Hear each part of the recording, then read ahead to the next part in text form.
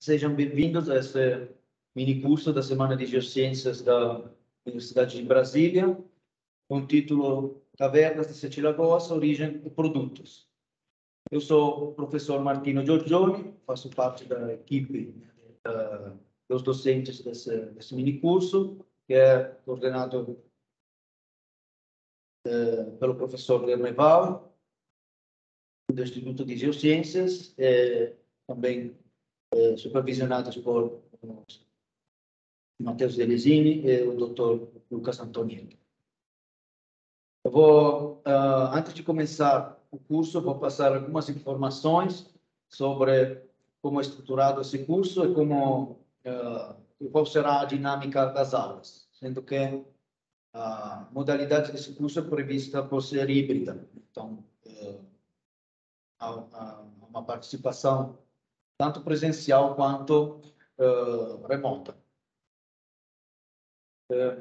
As informações gerais já foram divulgadas, né? Está confirmado que o mini curso correrá ao longo da semana inteira, de segunda a sexta, nesse horário, das 8 às 10 da manhã.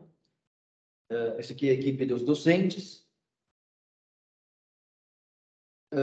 O objetivo desse curso é introduzir os participantes às várias temáticas da espeleologia.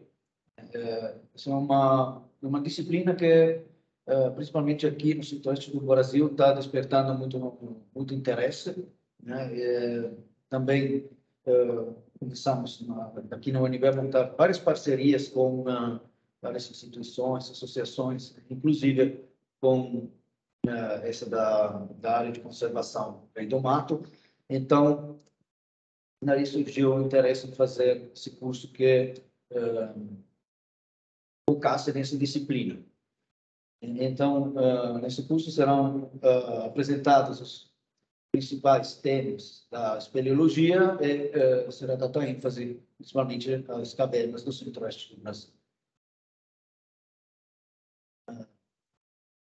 A dinâmica desse curso serão aulas expositivas, em que serão diferentes docentes apresentando os conteúdos. Também terá uma parte de atividades síncronas, serão, por exemplo, apresentados questionários, colocadas questões para discutir, a interação muito bem-vinda, embora a modalidade online não facilita muito a interação, mas tentamos criar as condições para que o curso seja bem interativo, né? E, por fim, os participantes deverão realizar um trabalho final. No final da aula, talvez vamos passar um pouco mais orientações com relação a isso, mas esse trabalho final, para esse trabalho final, cada participante deverá escolher um tema, né, e escolher um orientador, né, e realizar esse trabalho. É uma coisa, na verdade, bem simples, né? Que tem que ter aderência aos temas tratados no curso, que será apresentado no último dia de aulas, apresentado e discutido. Então, as aulas serão de 2 horas. Nessas 2 horas terá uma alternância de exposição de conteúdos, mais uma parte de discussão e também alguns questionários que serão para facilitar a aprendizagem. Os questionários têm o intuito puramente de fixar melhor os conteúdos, mas não fazem parte da avaliação. Okay? É só uma ajuda a mais, um curso a mais que a gente está disponibilizado para auxiliar, né, na aprendizagem do curso. Esse é o programa, você já deveria ter recebido. Hoje vamos ter a aula introdutória, né, de contextualização geológica dos processos formadores de cavernas. Eu vou fazer uma primeira parte e em seguida será o Dr. Rodrigo Adorno, está aqui também, complementar, e também serão passadas orientações para a preparação do trabalho final. Aqui as aulas dos próximos dias, e no final, no último dia, serão entregues os trabalhos finais. A avaliação é baseada em 2 itens: a participação nas atividades. Então, todos os que foram inscritos, né, a gente tem a lista de todos os participantes, está monitorando a frequência, né, e depois terá o trabalho final, que também será avaliado, sendo que a nota final, então, será calculada com 0,8 é o peso do trabalho final e 0,2 o peso da participação. Essas aqui são as orientações principais. Tem algumas perguntas, por enquanto?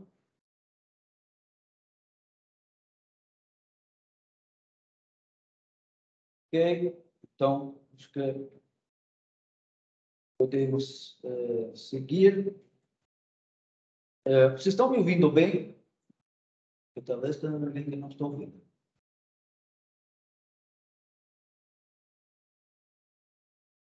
Ok. Então, vou começar com a primeira parte do curso.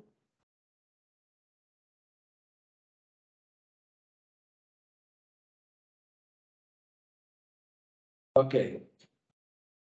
A aula de hoje será sobre a contextualização geológica, a formação das rochas carbonáticas e os processos formadores de cavernas. Vamos, começando bem dos básicos, né? Alguns de vocês já, com certeza, conhecerão esses conceitos que eu vou falar agora, mas é importante, né, retomar, né, para quem talvez tem encontrado ele um pouco de tempo atrás, ou para quem não tem uma familiaridade muito próxima. Então, para entender as cavernas, precisamos entender as rochas, né, porque as cavernas são escavadas nas rochas. Então, na superfície da Terra, temos diferentes tipos de rochas, que se dividem em 3 grandes categorias: são rochas ígneas, sedimentares e metamórficas, sendo que as rochas mais importantes para a formação de caverna são as rochas sedimentares, que não são exclusivas, mas a grande maioria das cavernas se formam nas rochas que são chamadas de sedimentares. As rochas sedimentares são formadas a partir da deposição de material em diferentes ambientes, em diferentes condições da superfície terrestre, né? Esse material é chamado de sedimentos. Então, a compactação e a litificação desses sedimentos leva à formação das rochas sedimentares. Os principais processos responsáveis pela formação dessas rochas são esses 5: são o temperismo, erosão, transporte, sedimentação, soterramento e diagênese. Sendo que o intemperismo é aquele processo que enfraquece e desgrega as rochas aflorantes na superfície terrestre. A erosão é aquele processo de remoção do material, ou seja, uma rocha que fica desgregada. Então, o material desgregado pode ser transportado, levado por vários agentes da superfície terrestre. Então, esse processo é a erosão. E o transporte é a contraparte da erosão, ou seja, a erosão ocorre no lugar de onde o sedimento é levado, e o transporte é o processo que traz o sedimento para um outro lugar. Quando o sedimento para de ser transportado, ocorre a sedimentação. A sedimentação é nada mais que a deposição desse sedimento que estava sendo transportado em uma porção da superfície terrestre. Mas a história não termina com a sedimentação, porque após a sedimentação, o sedimento pode sofrer algumas alterações que dependem da pressão com que atinge, né, o soterramento, depende da interação com os fluidos que ocorrem no subsolo, pode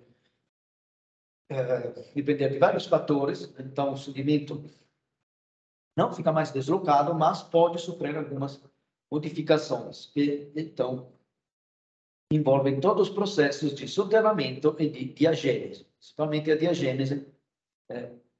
Esforço isso agora, porque eu vou retomar esse conceito depois.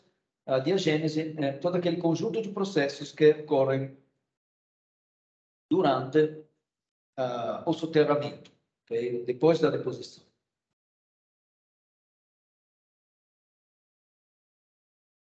Existem diferentes tipos de rochas sedimentares, né? Principalmente se dividem em duas grandes categorias.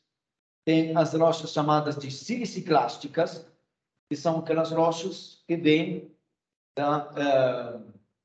do intemperismo e da erosão de rochas pré-existentes, geralmente formada por minerais siliciclásticos, que são os mais abundantes na superfície terrestre. Minerais siliciclásticos são tipo quartzo, feldspato, né? São minerais mais clássicos que se encontram na superfície terrestre. Os grãos gerados do intemperismo e da erosão dessas rochas, que quando são formados por esses minerais, eles são transportados e depositados, e acumulam sedimentos que em seguida são litificados. Então, isso aqui são o padrão da formação das rochas siliciclásticas. Contudo, tem um outro tipo de rochas, que são chamadas rochas carbonáticas, porque elas são formadas principalmente por minerais carbonáticos, que eu vou entrar um pouco nesse detalhe depois. Essas rochas carbonáticas vêm principalmente de organismos, por exemplo, corais, conchas, vários tipos de organismos com carapaças, com partes esqueléticas. E depois da morte desses organismos, a parte esqueletais, elas podem ser preservadas, soterradas e sofrer uma história parecida àquela que era das rochas siliciclásticas. Então, o que muda de fato entre as rochas carbonáticas e as rochas siliciclásticas é claramente a composição, né? E a composição é diferente por causa da fonte, da proveniência desse sedimento, sendo que as rochas siliciclásticas vêm de rochas pré-existentes, enquanto as rochas carbonáticas vêm prevalentemente de organismos. Essa é a grande diferença. E é importante conhecer também essas rochas carbonáticas, embora elas sejam minoritárias na superfície terrestre, porque são as rochas em que, na maioria dos casos, se formam nas cavernas. Por isso, eu vou agora entrar um pouco mais em detalhe nessas rochas carbonáticas. Como eu falei, se chama de carbonáticas porque são formadas por minerais de carbonato.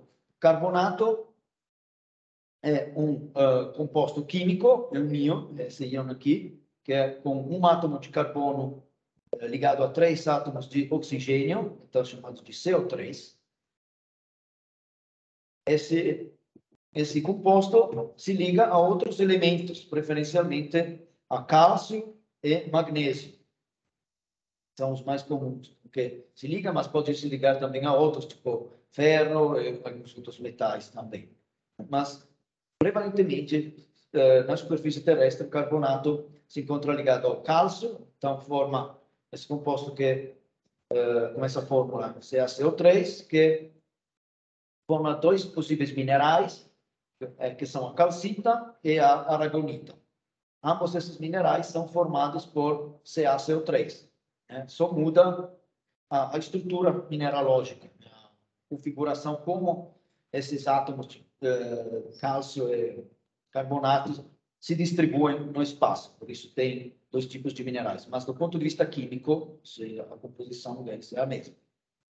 Também tem um outro mineral que é muito comum nas rochas carbonáticas, que é a dolomita. Essa tem uma composição parecida à calcita, só que além do cálcio tem um átomo de magnésio. Então, nessa molécula aqui tem dois grupos carbonáticos, carbonato ligado a um átomo de cálcio e magnésio. Então, essa aqui é a dolomita. Elas têm uma na observação macroscópica também tem um aspecto bastante parecido. São minerais bem branquinhos, acinzentados, né? Ambos são bem comuns nas rochas carbonáticas. Existem mais minerais carbonáticos também, tipo a siderita, anquerita, mas que são mais raros, eles se encontram só em condições bastante especiais na superfície terrestre.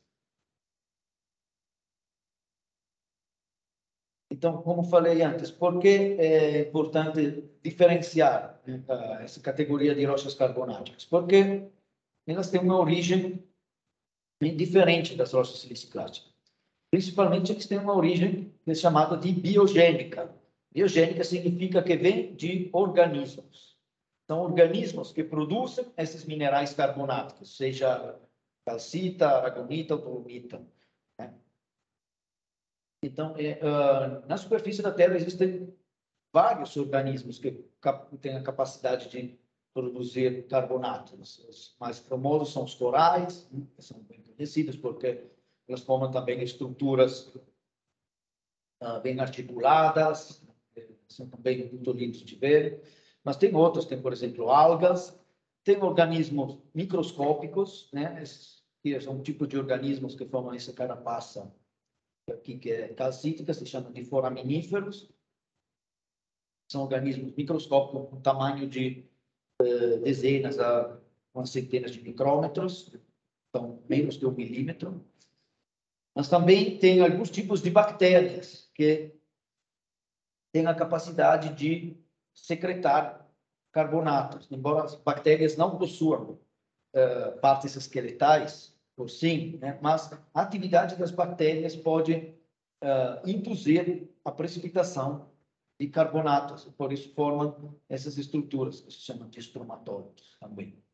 Então, existem vários tipos de organismos que produzem carbonatos de cálcio com diferentes formas, por isso os sedimentos carbonáticos são bastante variados. Mas além da origem biogênica, os carbonatos podem ter uma origem puramente química, ou seja, quando o carbonato, geralmente carbonato de cálcio, precipita quimicamente de uma solução aquosa. Quando tem uma água que contém íons de carbonatos e de cálcio, quando as condições são favoráveis, esses íons se ligam e precipitam, formando cristais. Essa é a origem, por exemplo, dos espeleotemas, que são típicos nas cavernas. Então, os espeleotemas, né, do ponto de vista geológico, eles são tipos de rochas sedimentares, com rochas sedimentares carbonáticas de origem química. Então, para entender melhor a formação e os processos que ocorrem nas cavernas, é importante conhecer as rochas carbonáticas. Então, eu vou falar conceitos muito básicos, né, de como as rochas carbonáticas se classificam. Não quero que você se torne especialista em classificar as rochas carbonáticas, só dar alguns conceitos que possam ser úteis, né, para depois entender melhor tudo aquilo que podem encontrar nas cavernas. Então, as rochas carbonáticas, como qualquer tipo de rocha, né, se classificam com base em três feições principais, que são a composição, a textura e as estruturas. Vou explicar agora o que são essas três feições. A composição se refere ao tipo de minerais que são presentes numa rocha. Temos visto que as rochas carbonáticas, desse ponto de vista, a composição é bastante simples, sendo que são constituídos de calcita ou dolomita. Então, do ponto de vista da composição, as rochas carbonáticas podem ter dois nomes, né? Dependendo se são constituídos de calcita, se chama de calcário. Então, calcário é uma rocha constituída por calcita. Se, em vez a rocha for constituída por dolomita, a rocha se chama de dolomito. Isso aqui é muito simples. Okay? Então, dependendo da composição, posso distinguir as rochas carbonáticas em calcários ou dolomitas. Só que essa é uma classificação muito genérica, né? Então, dá para diferenciar mais os tipos de rochas. Por isso, precisamos olhar também a textura.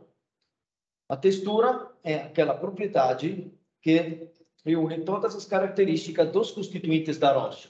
Ou seja, não apenas a composição. A composição pode ser calcítica ou dolomítica, mas os constituintes podem ser muito vários. Por exemplo, eu posso ter grãos de calcita ou de dolomita, posso ter partes esqueletais de organismos em posição de vida, eu posso ter cristais, né? Composição pode ser tanto calcítica quanto dolomítica, mas claramente tem uma diferença se é uma rocha formada por grãos, por organismos ou por cristais. A origem é bem diferente. Então, é importante descrever também a textura de uma rochas carbonáticas. Sendo que se é uma rocha formada por grãos, né? As rochas carbonáticas possuem 3 tipos diferentes de textura. Se é uma rocha formada por grãos, a textura se chama de clástica. Grão significa fragmentos, né, de carbonatos ou de outros materiais que sofrem um processamento mecânico, tipo transporte, tipo queda, né, vários tipos de processos na superfície terrestre e, no final, são depositados. Okay? Então, elas têm esse aspecto de granular. Então, a textura se chama de clássico. No entanto, quando o arcabouço da rocha é formado não por grãos, mas por organismos em posição de vida, por exemplo, nesse caso são corais, né? A rocha se chama de bioconstruída. Bioconstruída, a própria palavra fala, né, que são os próprios organismos que constroem o arcabouço da rocha. Então, aqui não tem grãos. Talvez pode ter um pouquinho de grãos nos espaços que fica entre um organismo e o outro, mas o arcabouço da rocha em si é formado por esses organismos. A terceira opção, a textura é cristalina, ou seja, que não tem grãos, não tem organismos, o que forma a rocha são cristais. Então, estão vendo que aqui tem um brilho, tem uma forma, né, bem diferente, que mostra que não são grãos. Cristais podem ser de várias composições, né? Esse aqui é um pouco mais escuro, um pouco mais clarinho, indica composição diferente, mas são sempre cristais. Okay? Cristais geralmente são indicação de precipitação química, né? Por exemplo, um sal quando precipita da água, forma cristais. Então, aqui não houve nenhum tipo de interação com o organismo e nenhum tipo de transporte mecânico. Okay? Então, é muito importante observar a textura das rochas, porque a partir da textura nós podemos começar a entender qual foi a origem dessas rochas. Então, se a textura for clástica, ou seja, a rocha possui grãos, existem 3 componentes principais que precisa descrever. Os grãos, claramente, e o que fica entre os grãos, que podem ser ou espaço vazio, nesse caso são chamados de poros. Poros são todos os espaços que estão entre os grãos ou, em geral, no arcabouço da rocha. Cimento, o cimento que é um material cristalino que pode preencher o espaço entre os grãos. Ou matriz. Se fala de matriz quando é um sedimento com grãos muito, muito fino, que nem dá para enxergá-los. Então, na observação de olho nu, ou também com uma lupa, né, mas escala que nós podemos perceber, esses grãos que formam a matriz não são diferenciáveis, não são enxergáveis. Então, a matriz parece como uma massa muito homogênea, porque os grãos são muito finos. Então, nesse caso, é chamado de matriz, que a matriz preenche o espaço entre os grãos maiores, que são grãos que são enxergáveis diretamente na escala da observação. Ok? Então, uma textura clástica Se nós percebemos que tem grãos, temos que descrever não apenas os grãos, mas também o que fica entre eles, que pode ser espaço vazio, ou seja, poros, cimento ou matriz. Isso é importante porque, a partir dessas observações, nós podemos classificar as rochas carbonáticas. Existem diferentes tipos de classificações para uma rocha carbonática. Essa aqui é a mais usada, que é a classificação de Danan. Eu não pretendo que vocês aprendam todos esses termos, né? Mas é só para vocês terem uma ideia, né, de como se aborda esse tipo de rochas. Okay? Então, se uma textura é clástica, as rochas se classificam em função da quantidade de grãos ou de matriz. Né? Por exemplo, se tem muita matriz, muito poucos grãos, ou aumentando a quantidade de grãos, então, consequentemente, diminuindo a quantidade de matriz, ou também se não tem matriz, mas tem cimento entre os grãos, muda de novo. Então, esses são os possíveis nomes que uma rocha pode haver, se possui uma textura clástica. Se a textura for bioconstruída, aí tem um outro tipo de classificação, né, que é mais... o nome da rocha é bastante genérico, mas depois se detalha mais dependendo do tipo de organismo que constrói. E, por fim, se a textura é cristalina, também, de novo, não vai mudar tanto a classificação em função da textura, porque são sempre cristais, mas vai ser uma classificação mais em função da composição. São cristais de calcita, de dolomita, ou eventualmente outros tipos de composições. Tenham cuidado, né? Que esse é um erro que é muito comum, que eu sempre cobro os meus alunos por tomar muito cuidado. Sempre tem alguém que cai nessa armadilha. Né? Diferença entre bioclásticos e bioconstruídos. Ou seja, o fato que numa rocha carbonática sejam presentes partes esqueletais de organismo não significa que a rocha seja bioconstruída. Por exemplo, né, um acúmulo de conchas. Essas conchas vêm de organismos, claramente. Mas essas conchas, vocês podem ver que foram todas retrabalhadas, levadas, né, sacudidas e redepositadas. Então, mesmo sendo de origem biogênicas, essas conchas foram tratadas como grãos. Então, são os grãos que são de origem biogênica, mas não a rocha, mas não a textura da rocha. Ok? Então, nesse caso, quando tem grãos de origem biogênica, se chamam de bioclastos. A própria palavra clastos indica que fazem parte de uma textura clástica. Ou seja, tem a função de grãos aqui. Eles formam o arcabouço da rocha, mas após um processo de retrabalhamento, transporte e deposição. Então, aqui a textura é clástica, mesmo com grãos de origem biogênica. Para ter textura bioconstruída, não tem que haver reprocessamento das partes esqueletais. Em outras palavras, os organismos têm que estar na posição de vida e formar o arcabouço da rocha. Não tem que ter grãos, uma textura bioconstruída. Okay? Então, esses daqui são bioconstruções, porque foi a própria atividade dos organismos que gerou essas estruturas, essas morfologias.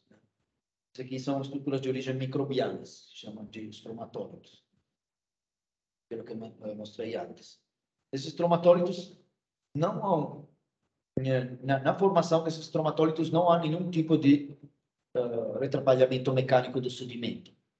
Diretamente, o carbonato é depositado diretamente pela atividade dos organismos.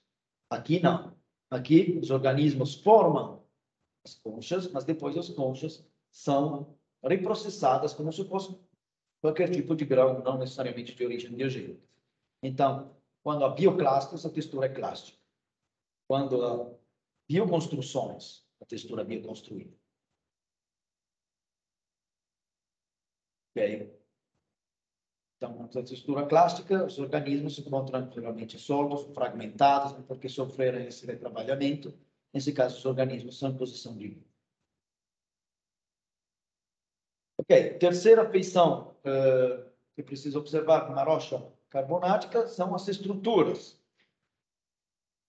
Enquanto a textura informa sobre a origem e a natureza dos constituintes, as estruturas se referem à organização dos constituintes na rocha. Por exemplo, eu posso ter bioclastos, né? Conchas. Essas conchas numa rocha podem ser todas espalhadas, podem ser todas orientadas, podem ser organizadas em camadas, né? Em níveis com uma espessura um pouco maior, um pouco menor, dependendo das condições em que foram depositadas.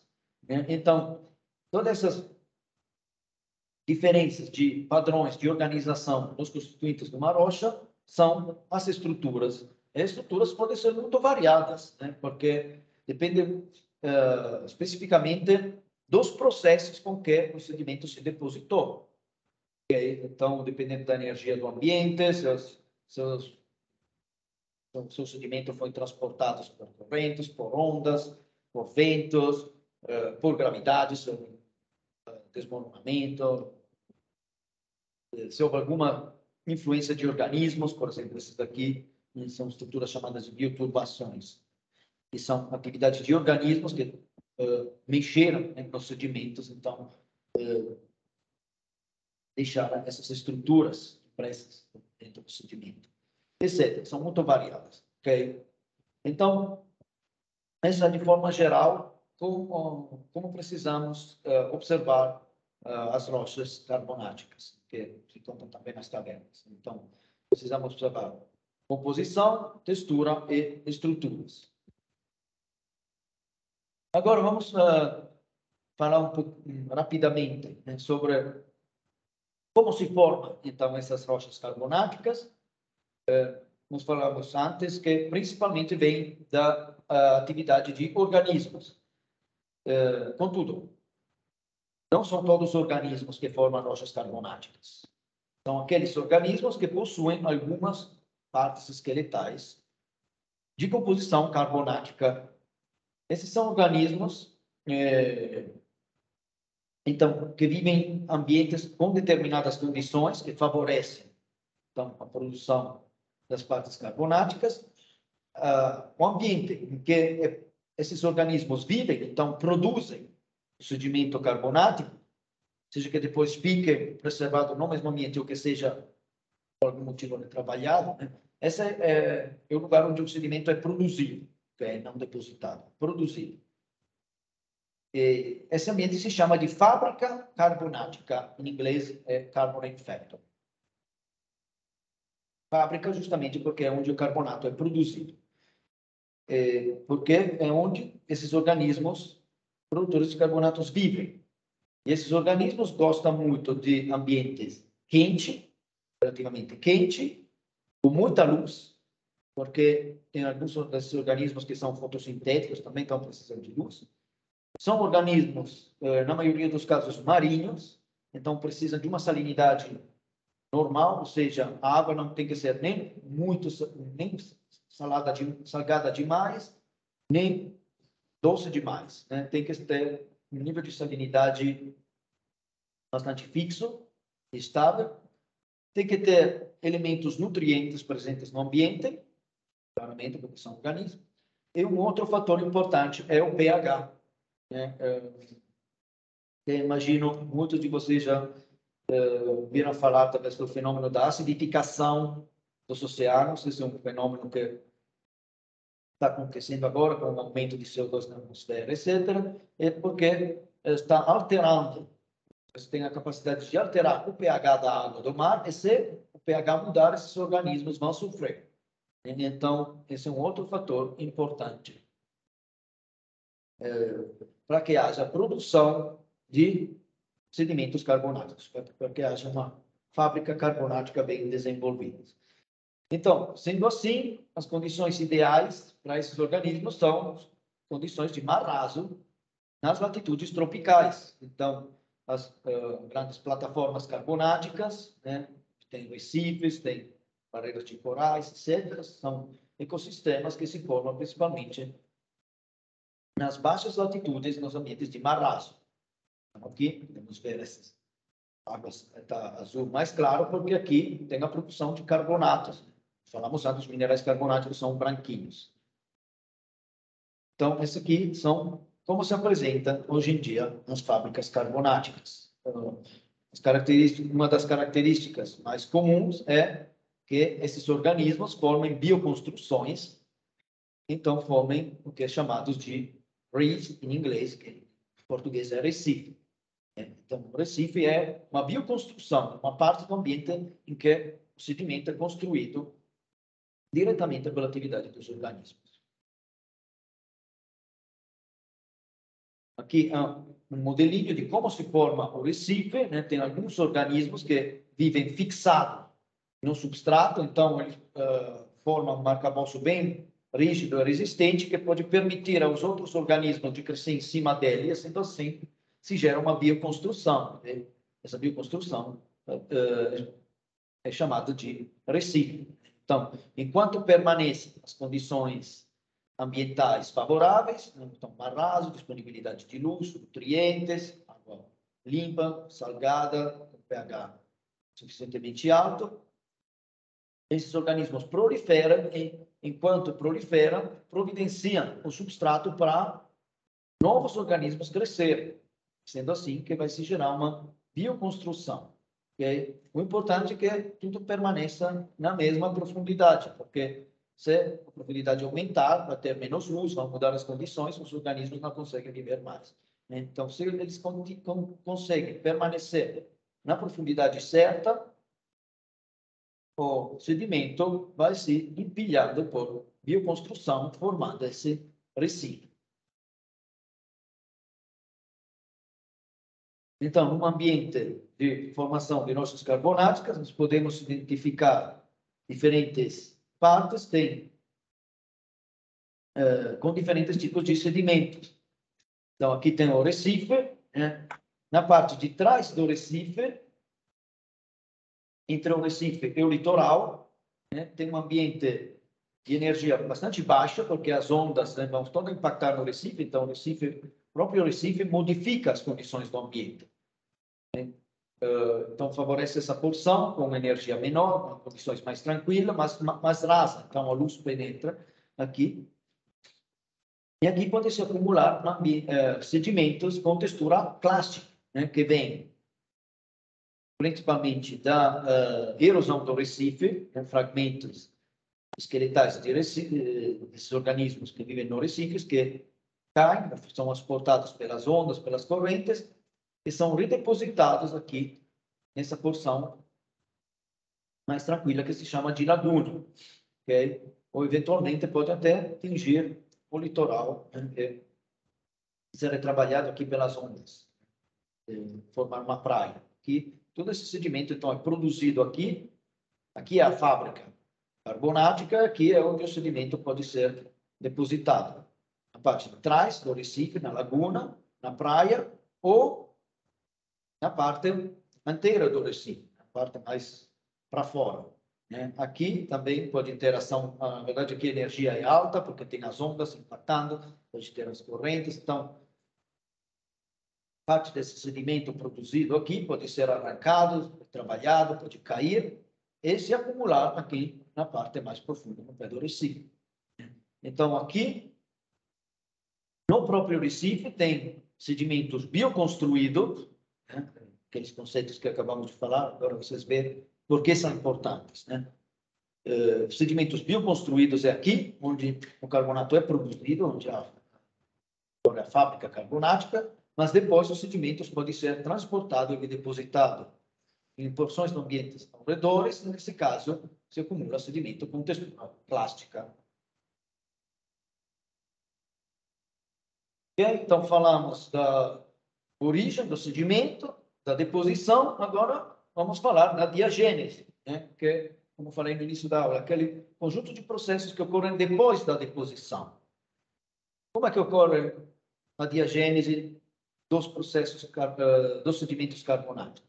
O sedimento carbonático, que tem essa composição, né, muito simples de CaCO3, é um material que é muito sensível ao pH, né, porque é um sal. Okay? Então, se a água fica um pouco mais ácida, um pouco mais agressiva, esse carbonato, esse sal, vai se dissolver. Se a água, em vez, fica um pouco mais saturada, né, o pH pode aumentar um pouquinho, esse carbonato vai precipitar. Okay? Então, o pH controla aquela que se chama saturação da água. A saturação é, em palavras simples, a tendência, né, dos íons dissolvidos da água, do carbonato e do cálcio, a precipitar ou a ficar dissolvidos na água. Okay? Então, se a saturação é baixa, se o pH é baixo, a saturação também é baixa, o carbonato tende a ficar na solução. Então, há aquele processo que se chama de dissolução. Em outras palavras, se a água fica em contato com o sedimento carbonático e a água é pouco saturada em carbonato, o sedimento carbonato vai assim dissolver. O carbonato tende a sair da fase sólida, né, o CaCO3, e vai entrar na água, dissolvido. Por outro lado, se aumenta a saturação, pH é suficientemente alto, a água pode ficar saturada em carbonato de cálcio, então tem muito carbonato na água, a água não consegue mais segurar esses íons, eles vão a se ligar e precipitar. Nesse caso, vão formar material cristalino, chamado de cimento. Por isso que se chama de cimentação. Então, aquele material cristalino que preenche o espaço entre os grãos, que temos visto antes, né, vem da diagênese. Okay? Por esse motivo aqui. Então, durante a diagênese, pode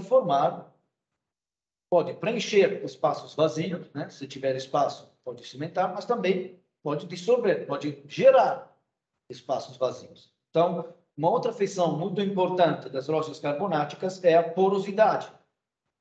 Porosidade, temos visto antes, são as cavidades presentes nas rochas. Essas cavidades podem ser ou devidas à própria textura original do sedimento, ou alguns constituintes, por exemplo, se tem carapaças com cavidades, né? Ou podem ser geradas depois da deposição, por vários processos, né? Por exemplo, quebras, né? Por exemplo, a remoção de alguns constituintes, né? Algumas mudanças na textura, não vou entrar nos detalhes agora. A coisa mais importante é que um dos processos com que é possível gerar poros numa rocha carbonática é a dissolução. Sendo assim, é esse tipo de poros aqui, que se chamam poros tipo VUG, vugulares, né? Que é quando a rocha entra em contato com uma água que é subsaturada em carbonatos, que tem pouco carbonatos presentes, ou talvez tenha um pH baixo. Então, a água tem a capacidade de corroer, né? É como se fosse um ácido mesmo. É a capacidade corrosiva de um ácido. Então, vai corroer a rocha, dissolver a rocha e abrir cavidades. Quando esse é o processo com que se abrem essas cavidades se chamam de VUGs. Por contra, né, pode haver a cimentação, né? Enquanto o carbonato vai precipitar nos espaços presentes. Esses espaços podem ser por algumas fraturas, rachaduras na rocha, ou simplesmente o espaço entre os grãos.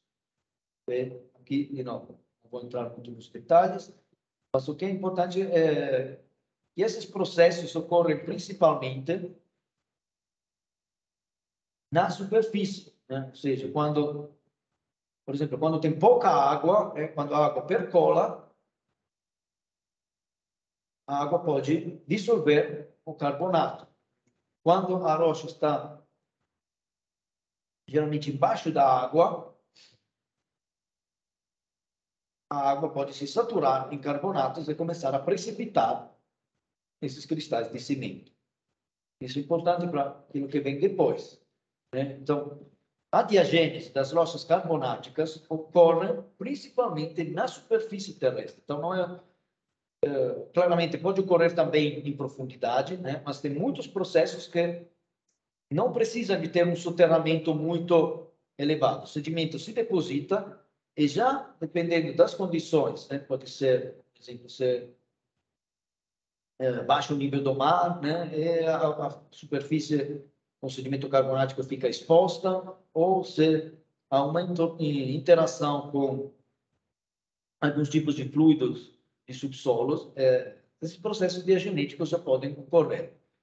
Um dos processos que comumente ocorrem é a dolomitização, ou seja, temos visto no início da aula, os carbonatos são principalmente formados por calcitas ou dolomitas. A calcita é prevalentemente formada por organismos, mas a dolomita pode se formar geralmente por diagênese. Ora, em alguns casos, existem dolomitas também biogênicas, mas são muito raros.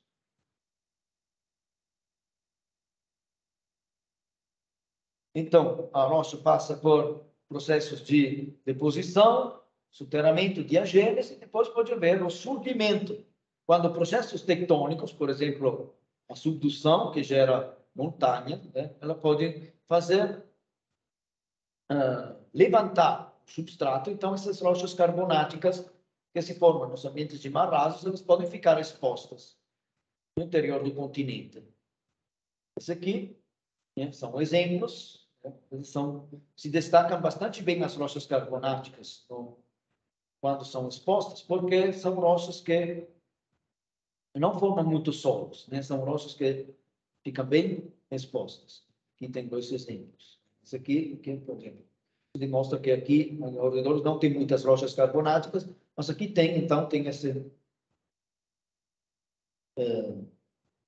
relevo que se destaca aqui nessa paisagem, devido à presença de rochas carbonáticas. Nos afloramentos podemos encontrar também restos desses organismos que formaram as rochas, alguns bioclásticos. Quando as rochas são expostas, elas começam a sofrer intemperismo, ou seja, podem ser modificadas pela interação com a água superficial, com o vento, etc. E como temos visto, as rochas carbonáticas são muito solúveis, né? Um material que é fácil de dissolver. O intemperismo das rochas carbonáticas ocorre principalmente por dissolução, né? Com a interação com a água meteórica, com a água de chuva. Por isso se formam muitos surcos, né? Por exemplo, estão vendo esses aqui. Esses aqui são todas as posições de rochas carbonáticas.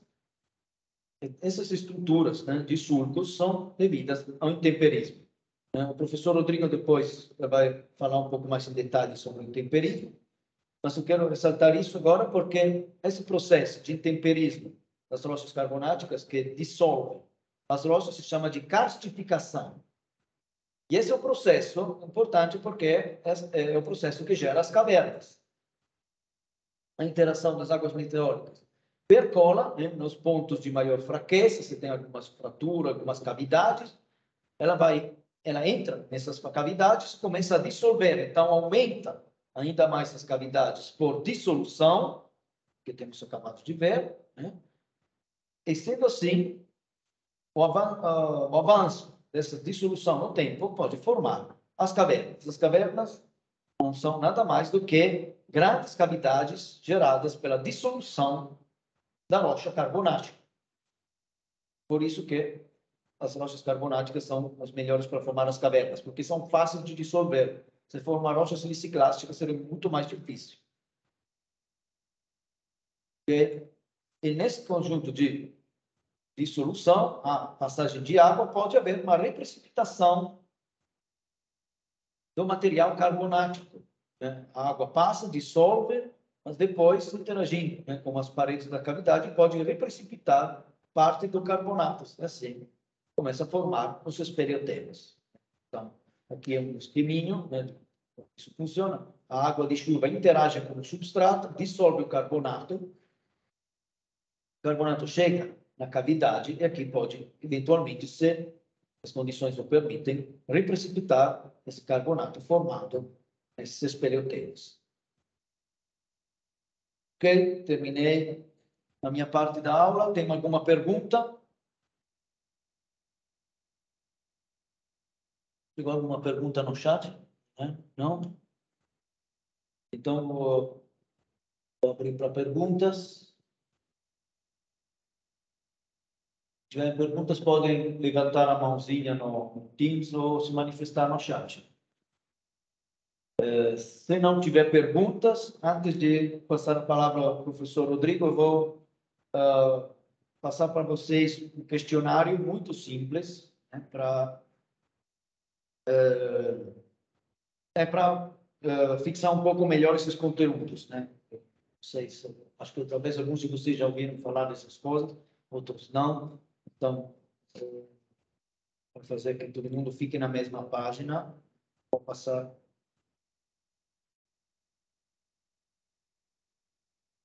link a esse questionário aqui.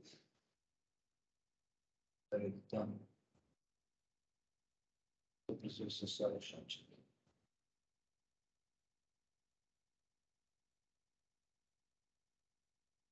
Ok, coloquei o link ao questionário aqui no chat, né? Vocês podem, eu vou deixar 5 minutos para responder. É bem simples, né? São as coisas que apresentei. E aí, se tiverem mais dúvidas, surjam uma questão, podem se manifestar. Ok?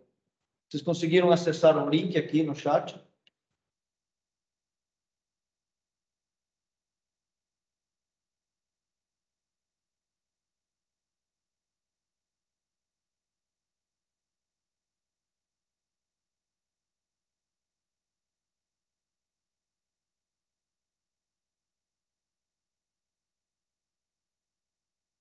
Escrevendo.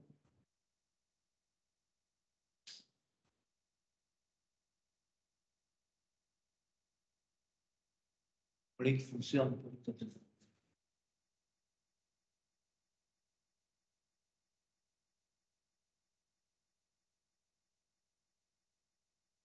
Só uma pergunta, o chat está ativado? Porque eu não estou conseguindo, para mim não está aparecendo o chat. Ah, não está aparecendo o chat.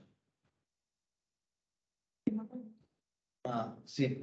O Clepton colocou uma pergunta aqui. Professor, você comentou que a maioria das cavernas são formadas de carbonatos. Isso. Mas proporcionalmente muito dispara a quantidade de cavernas carbonáticas para outros tipos. Olha, eu não sei te dizer exatamente, né? Mas eu acho que é sim. Porque em outros tipos tem que ter condições muito especiais para conseguir abrir cavidades e dissolver, né? Ou não sei se só por solução, eventualmente, para outros processos de escavação em outros tipos de rochas, né? Eu sei que, por exemplo, em rochas vulcânicas também pode formar cavernas, mas são muito raras em comparação às de rochas carbonáticas. Então, na maioria dos casos, sim, são em rochas carbonáticas. Mais famosas, pelo menos, com certeza, são de rochas carbonáticas. De nada. Eles estão conseguindo abrir o questionário? Não conseguiu?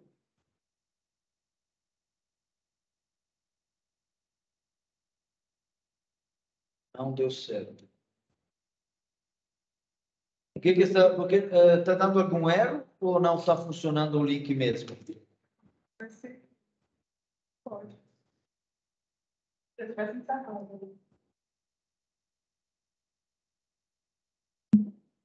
Não, aqui, esse aqui, quando está. Não, acho que eu vou. Ah, talvez porque talvez eles não tenham acesso. Vamos fazer o seguinte, nossa, desculpa, gente, não pensei nisso. Eu estou acostumado a usar esse sistema com os alunos da UNB, que todos têm acesso. Mas esqueci que isso poderia ter sido um problema. Então, vou fazer o questionário da seguinte forma. Vou mostrar isso aqui para todos, né? Não vai ser uma atividade avaliativa, então, só para quebrar um pouco o ritmo da aula, interagir um pouco, né? E fixar melhor os conteúdos. Então, isso aqui é a primeira questão. Ok? Quais são os tipos de textura das rochas carbonáticas? Tem 4 opções. Pode ser bioconstruída, cristalina biogênica, cristalina calcária dolomítica, plástica cristalina bioconstruída, biogênica plástica química. Pode? É a segunda. A segunda? Então, podem, para agilizar, podem colocar a resposta no chat, né? Ah, tem alguém que não está conseguindo acessar o chat, né? Acho que ela Ok, então, levante a mão, né? E aí vamos passar a palavra para que não haja sobreposições. Ok? Ok? Lembre bem, a questão está pedindo sobre a textura, né? Os tipos de textura das rochas carbonáticas. Quem falou 4? 4 falaram 2. Quem não tem acesso ao chat pode levantar a mão e a Lorraine vai passar a palavra.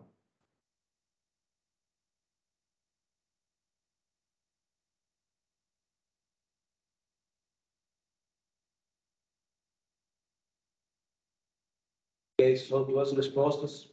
3.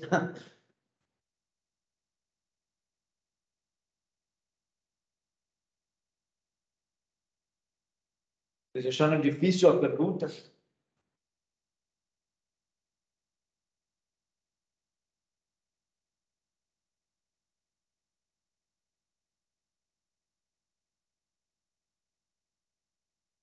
Os outros estão bem inibidos. Verdade. Okay. Então, a resposta correta é a 3, né? Plástica cristalina bioconstruída. Okay? Você lembra? Plástica formada por grãos, cristalina formada por cristais, bioconstruída por organismos em posição de vida. Okay? Os outros são termos que não se referem à textura. Biogênica é a origem, né, dos constituintes, mas podem ser grãos biogênicos ou bioconstruções. Dolomítica é um termo de composição, mas não é da textura. Okay? Química também é a origem, não é a textura. Okay? Segunda questão. Quais são os principais processos diagenéticos das rochas carbonáticas? Cristalização ou dissolução, dissolução e cimentação, sorgimento, cimentação, dissolução e sorgimento. Podem responder no chat ou levantar a mão.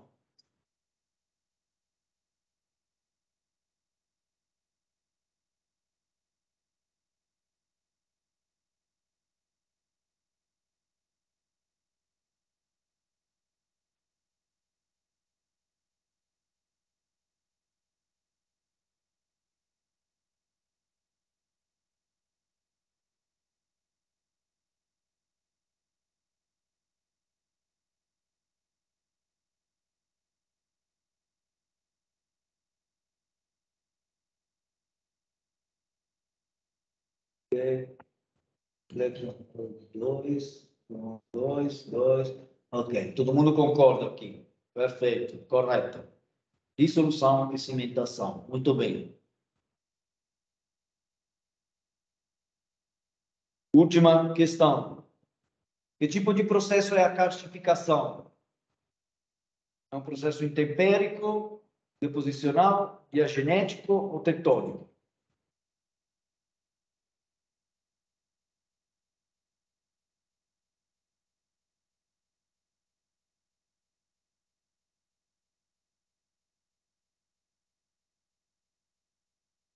E também todo mundo concorda. Muito bem.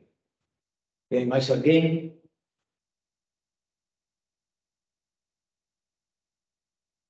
Ok. É um processo intempérico, correto. Muito bem. Ok? Tem mais alguma pergunta, questão, curiosidade?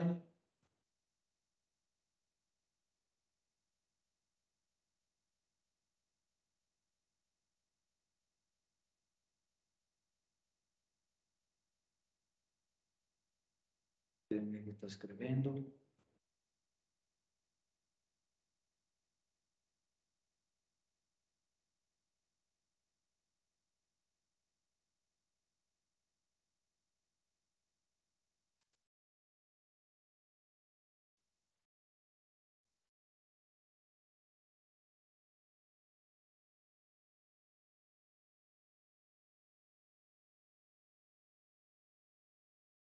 Enquanto... Está bem dinâmico as questões aqui na nossa equipe, Gruta Redomato. Que bom. Que bom. Vocês podem colocar todas as respostas aqui. Gera discussão. Muito bem. Obrigado pelo feedback, Maria Honorina. Ok. Então, se não tem mais perguntas ou outras coisas, eu vou passar a palavra para o Dr. Rodrigo, né, para a segunda parte da aula. Você vai vir? Você está aí? Então,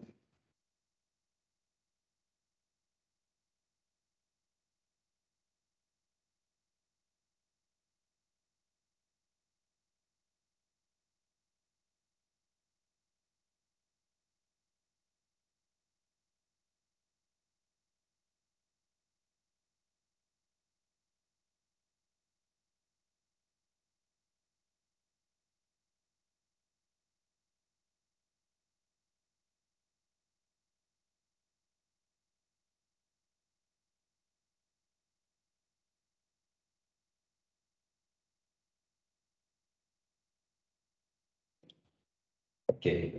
Bom dia, pessoal, estão me ouvindo?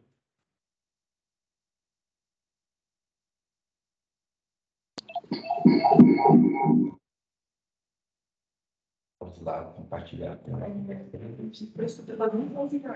Volta lá. A gente tem que encerrar aquela gravação que eu não encerrei. É verdade. sim. Senão vai ficar muito pesado. Aqui.